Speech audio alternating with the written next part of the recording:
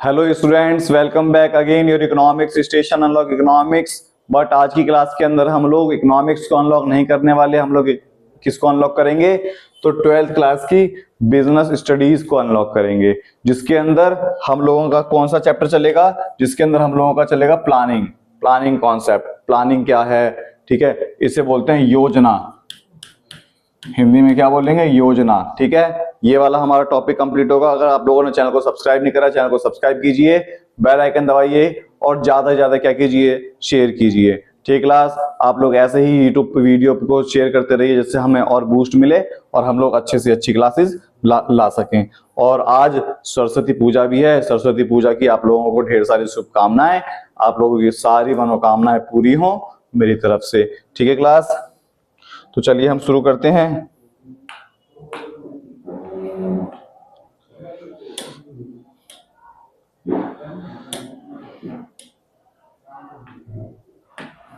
हमारा सबसे पहला टॉपिक क्या चलता है? तो हमारा सबसे पहला टॉपिक आता है प्लानिंग। सबसे पहला क्या है? प्लानिंग। जिसे क्या बोलते हैं हम? प्लानिंग को क्या बोलेंगे हिंदी में? प्लानिंग को बोलते हैं योजना। योजना, planning a road map of success. मतलब क्या बोला? प्लानिंग जो है ना, एक रोड मैप है। किसका? एक सक्सेस का। मतलब सक्सेस को सफलता पाने का एक जो रास्ता है ना, वो कहां से जाता है? वो प्लानिंग से ही होते हुए जाता है सफलता। जैसे मान लो ये तुम्हारे सामने इतनी अच्छी पीपीटी बनी हुई है, हमें ऊंचाई पर जाना है, हमें ऊंचाई पर जाना है, हमें ऊंचाई पर जाना है। ऊंचाई पर जाने के लिए हमें क्या करना पड़ेगा? हमें एक रोड मैप तैयार करना पड़ेगा ना, कि हम इस रास्ते से जाएंगे, इस रास्ते से जाएंगे। तो वही क्या है हमारी प्लानिंग से हमें क्या मिलती है? प्लानिंग से हमें मिलती है सफलता। प्लानिंग से हमें क्या मिलती है? सफलता मिलती है। Planning is an essential element of success in very fact of life, involve anticipating the future, setting goal and developing strategy। मतलब एक व्यक्ति है, इसका मेन उद्देश्य है लाभ कमाना।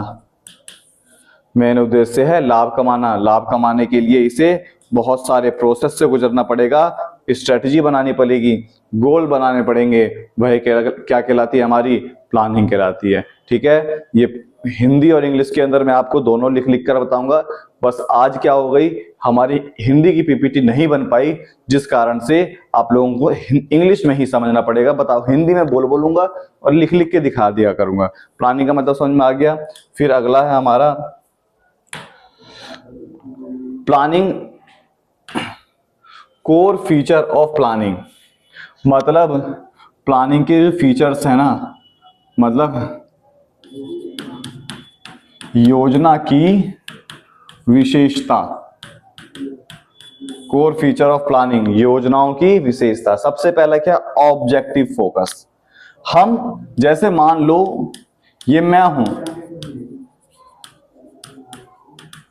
ये दीपक सर है, तो इन्होंने कोई ऑब्जेक्टिव उद्देश्य निर्धारित कर लिया।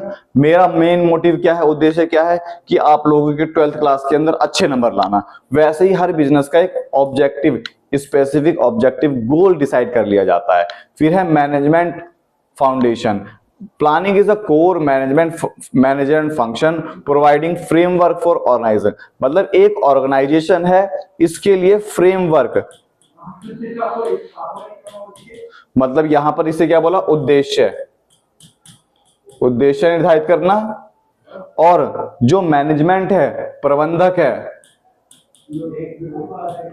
उसे कार्य पद्धति का निर्माण करना।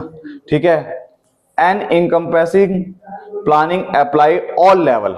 मतलब इसे हम ऑल एकम्प्रेसिंग, मतलब इसे हम क्या बोलते हैं? सभी स्तरों पर लागू।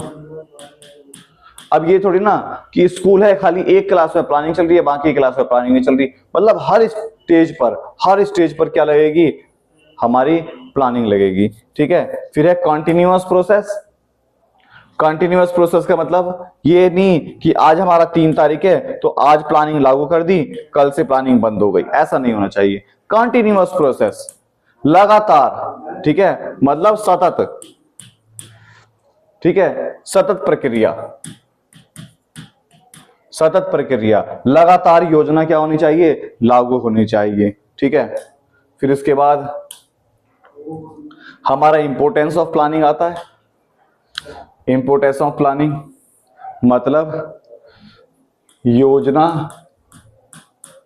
के महत्व। Importance of planning, clear direction, planning provide a road map guiding action and effort toward a specific objective.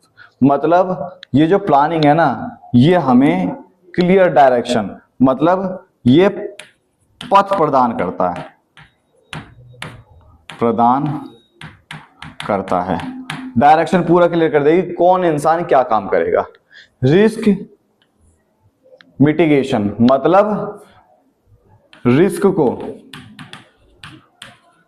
कम करता है।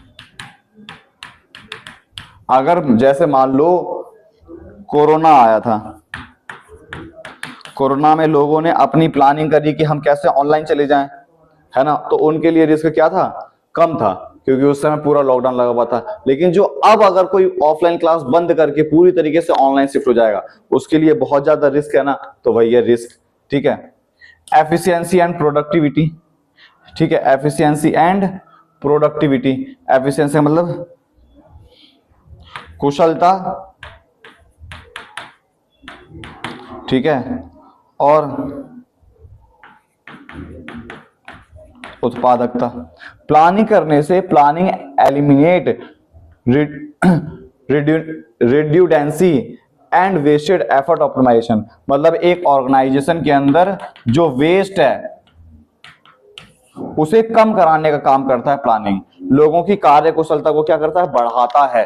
ठीक है, और जो प्रोडक्टिविटी है, प्रोडक्ट को अच्छा कराने का काम करता है।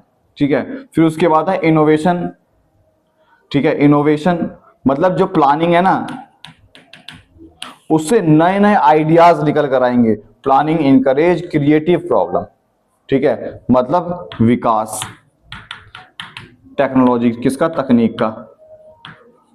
प्लानिंग की वजह से क्या होता है, नए नए आइडियाज क्या होते हैं, विकसित होते हैं प्लानिंग की वजह से। ठीक है,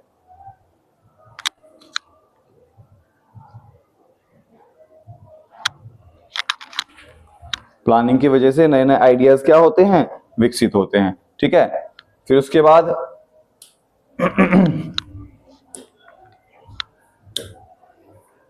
फिर है limitation of planning. Limitation of planning, हमारा लिमिटेशन ऑफ प्लानिंग है मतलब योजना की सीमाएं। सीमाएं मतलब लिमिटेशन। सबसे पहला है rigidity. Excessive planning can lead inflexibility making it difficult to adopt unforeseen circumstance. मतलब बड़ी बहुत ज्यादा समस्या आती है, ठीक है, कोई प्लान को अचानक लागू करना। डायनेमिक एनवायरनमेंट, जो वातावरण है वो बदलता रहता है, और वातावरण बदलने की वजह से जो प्लानिंग है हमेशा क्या होती है, बदलती रहनी चाहिए, जिस कारण से एक समस्या आती है। Effective violating rapidly changing environment requiring more eligible approach. मतलब जब वातावरण चेंज होता रहेगा ना, वातावरण बदलने की वजह से जो हमारी योजना है वो बेकार हो जाती है, फिर नई योजना का निर्माण करना पड़ता है। फिर creative suppression, overly detailed planning can strip creative and innovation hindering spontaneous solution। मतलब अब देखो प्लानिंग कर दी, प्लानिंग हमने एक बार कर दी, हमें प्लानिंग के अंदर क्रिएटिविटी होनी चाहिए। मतलब प्लानिंग जो है ना, समय समय के अनुसार हमें अपनी सिचुएशन के अनुसार क्या करना चाहिए, बदलते रहना चाहिए। लेकिन एक बार अगर प्लानिंग कर दी तो हमें उस पर चलना पड़ता है, समस्या हो गई। ठीक है, कॉस्टली प्रोसेस, महंगा है, प्लानिंग पर खर्चा भी ज्यादा आता है। ठीक है, फिर उसके बाद चैलेंजेस टू प्लानिंग, क्या क्या कठिनाइयां हैं। Challenges, nature disaster, unforeseen natural climate can disturb plan immediate adjustment. जैसे ही नेचुरल डिजास्टर होता है, मतलब प्राकृतिक अगर आपदा आ जाए तो हमें प्लानिंग को तुरंत चेंज करना पड़ता है। गवर्नमेंट रेगुलेशन, सरकारी नीति, हमें सरकारी नीति को ध्यान में रखकर प्लानिंग बनानी चाहिए। कॉम्पिटिटिव डायनेमिक्स, जो हमारे कॉम्पिटिटर्स हैं, प्रतिस्पर्धा,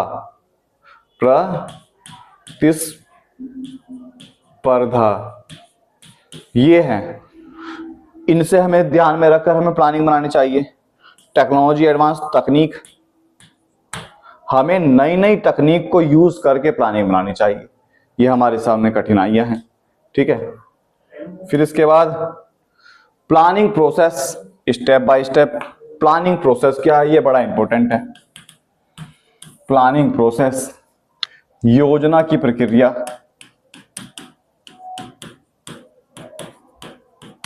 प्लानिंग प्रोसेस, सबसे पहला है ऑब्जेक्ट सेटिंग, उद्देश्य का निर्धारण। हमें एक उद्देश्य का निर्धारण करना पड़ेगा जिससे हमें फायदा ज्यादा से ज्यादा हो सके, हमें वो उद्देश्य निर्धारण करना पड़ेगा। दूसरा है प्रमाइस डेवलपमेंट। जब हमने प्लान कर लिया, प्लान करने के बाद हमारे लिए एक प्रमाइसिस का मतलब एक ऑर्गेनाइजेशन का निर्धारण करना पड़ेगा। फिर इसके बाद अल्टरनेटिव कोर्स का मतलब क्या है, जो हमने यहां पर प्लान करा उसका एक अल्टरनेटिव प्लान भी हमें क्या करना पड़ेगा, वो निर्धारण करना पड़ेगा, ठीक है। अल्टरनेटिव मतलब विकल्प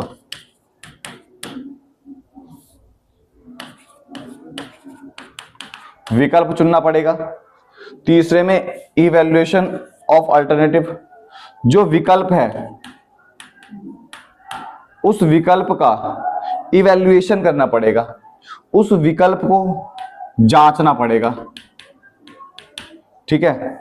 फिर इसके बाद सिलेक्शन ऑफ अल्टरनेटिव, हमारे पास बहुत सारे सिलेक्शन, हमने जो अल्टरनेटिव निकाले उसमें से एक को चुन लिया जाएगा।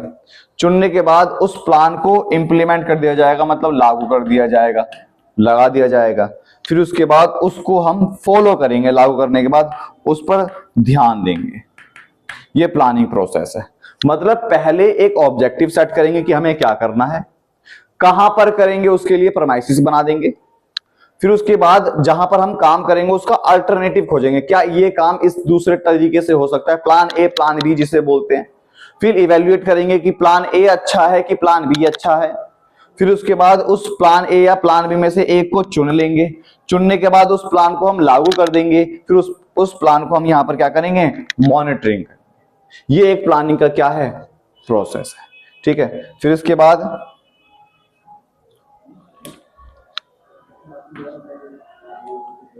फिर आता है understanding plan, a comprehensive guide. Understanding plan, a comprehensive guide मतलब योजना जो है ना, हमें एक पथ प्रदान करता है। जैसे a presentation will guide to through various type of plan, कितने प्रकार के, मतलब आगे जो हम करेंगे इसमें देखेंगे कितने प्रकार के प्लान है, किस तरीके के प्लान है, ये करेंगे, ठीक है। जिसमें सबसे पहला है single use plan. Single use plan जिसे बोलते हैं एकल प्रयोग योजना, सिंगल या नियोजन, ठीक है, समझ में आ गया। एक होता है स्टैंडिंग प्लान जिसे बोलते हैं, स्टैंडिंग को क्या बोलते हैं, परमानेंट को क्या बोलेंगे हम हिंदी में, याद नहीं आ रहा, परमानेंट को हम हिंदी में क्या बोलेंगे, ठीक है, स्थिर योजना। जो सिंगल यूज प्लान है ये खाली एक बार ही किसी स्पेसिफिक गोल के लिए लागू होता है, किसी स्पेसिफिक चीज के लिए लागू होगा, वो सिंगल यूज प्लान है। जैसे प्रोग्राम कराना, अभी तुम्हारे स्कूल में प्रोग्राम हुआ होगा 26 जनवरी का, उसके लिए एक ही बार प्लान बनता है। अभी सरकार ने 1 तारीख को बजट अनाउंस करा है, तो वो बजट का जो प्लान बना वो सिंगल यूज प्लान था, एक ही बार बजट बनता है। एक होता है स्टैंडिंग प्लान, जो हमेशा लगे, जैसे reduced repeatedly and provide general guidance, मतलब ऐसे प्लान जो बार बार क्या हो सके, रियूज हो सके, रिपीट हो सके, जिसे हम स्टैंडिंग प्लान भी बोल सकते हैं, स्थिर योजना भी बोल सकते हैं। जैसे पॉलिसी बार बार रिपीट होती है, जैसे क्लास के अंदर, स्कूल के अंदर पॉलिसी बनी हुई है, डिसिप्लिन मेंटेन करना है, क्लास वो टाइम टू टाइम बच्चे आएंगे, टाइम टू टाइम टीचर आएंगे, फिर किस तरीके से काम करना है वो प्रोसीड्यूर होता है, मेथड्स जो होते हैं, पहले ये वाला चैप्टर करना है, फिर ये वाला चैप्टर करना है, वो, और रूल्स, सबके लिए रूल्स बराबर होते हैं। और ये थोड़ी ना कि एक बार रूल लागू हुआ फिर उसके बाद रूल खत्म हो जाता है। तो समझ में आया सिंगल यूज और स्टैंडिंग प्लान में क्या डिफरेंस है, ठीक है। फिर उसके बाद है objective, the foundation of planning. ये प्लान बनाया क्यों जाता है? सबसे पहला, गोल एंड एक्सपेक्टेशन, उद्देश्य किसके? प्लानिंग के। सबसे पहला है गोल निर्धारित करना, मतलब उद्देश्य निर्धारित करना, ठीक है। फिर उसके बाद है strategic direction, objective, the guide force behind the strategic and plan. उस उद्देश्य को प्राप्त करने के लिए अब योजना बनाई जाएगी, स्ट्रेटेजी बनाई जाएगी, प्लान बनाई जाएगी। मीजरेबल एंड अचीवेबल, प्लान ऐसा बनाया जाएगा जिसे मापा जा सके, मतलब नापा जा सके और प्राप्त किया जा सके। जैसे ऑब्जेक्टिव शुड बी एक स्पेसिफिक, मीजरेबल और अटेनेबल, मतलब ऐसा ऑब्जेक्ट बनाया जाए जिसे नाप भी सके और मापा भी जा सके। जैसे हमने बोला कि हमारे YouTube चैनल पर 2025 में मेरा गोल है 50,000 सब्सक्राइबर का, ठीक है। तो इसे 50,000 को नापा भी जा सकता है और एक्सेप्ट, अटेनेबल, प्राप्त भी करा जा सकता है ना, तो ये है, ठीक है।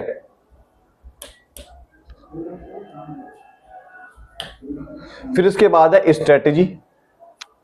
कौन सी स्ट्रेटेजी लगती है रोड मैप सक्सेस पाने के लिए? स्ट्रेटेजी क्या होगी? ओवरऑल डायरेक्शन, मतलब ओवरऑल का मतलब क्या होता है? पूर्ण। डायरेक्शन मतलब दिशा। हमें प्लानिंग के अंदर ओवरऑल डायरेक्शन मिल जाता है कि हमें क्या काम करना है, अचीव ऑब्जेक्टिव।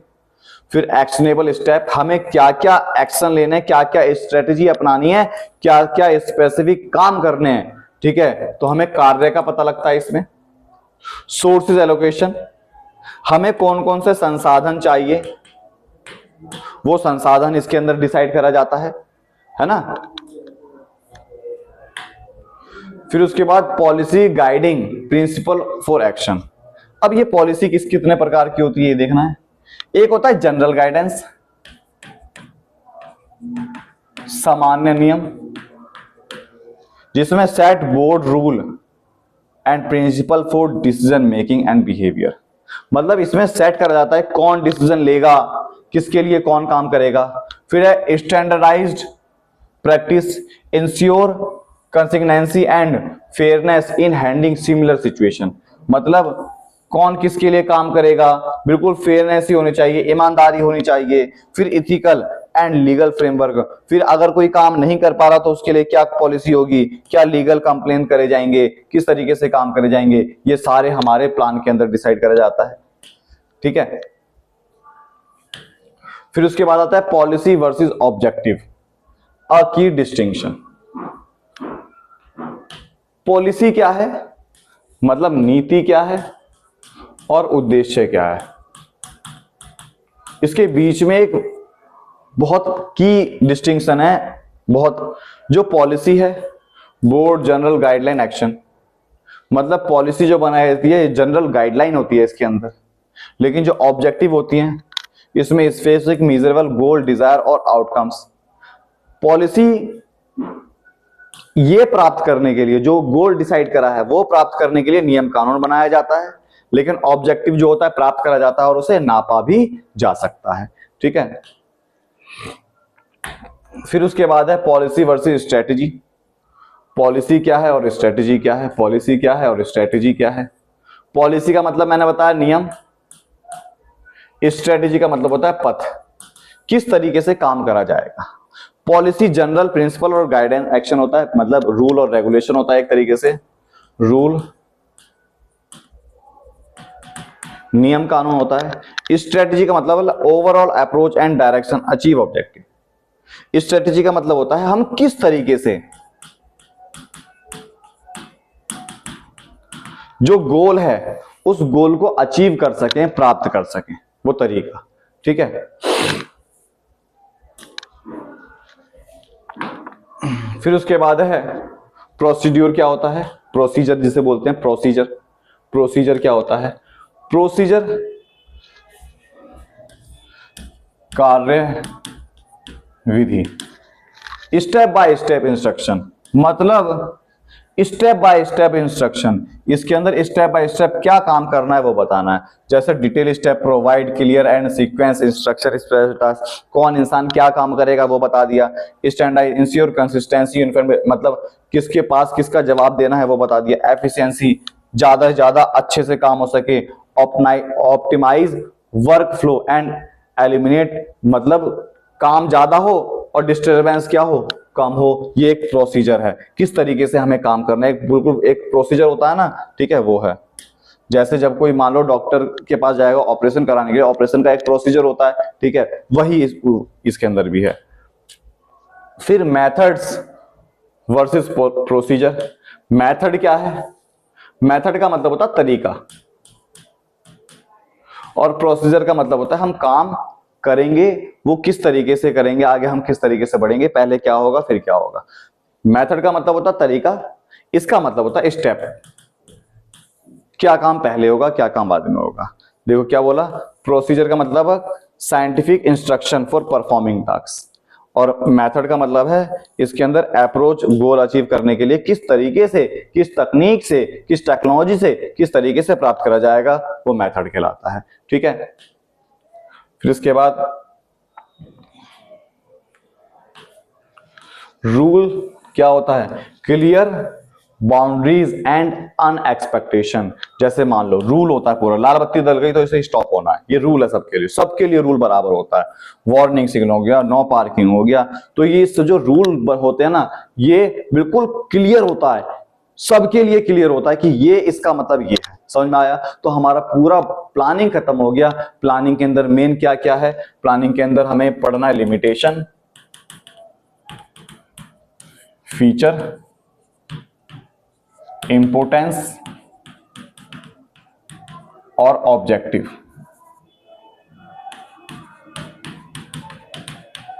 ये चार चीजें हमें प्लानिंग के अंदर पढ़नी है, जो मैंने बहुत अच्छे से कराई है। और फिर आता है एक सिंगल यूज, और एक सिंगल यूज प्लान होता है और एक नॉन सिंगल यूज प्लान होता है, मतलब स्टैंडिंग प्लान जिसे बोलते हैं। समझ में आ गया? तो ये 6 चीज इस चैप्टर में इंपॉर्टेंट है, इसको अच्छे तरीके से कर लेना। केस स्टडी भी इसी में से आएगी, सब कुछ इसमें आएगा। ठीक class, thank you class, good bye.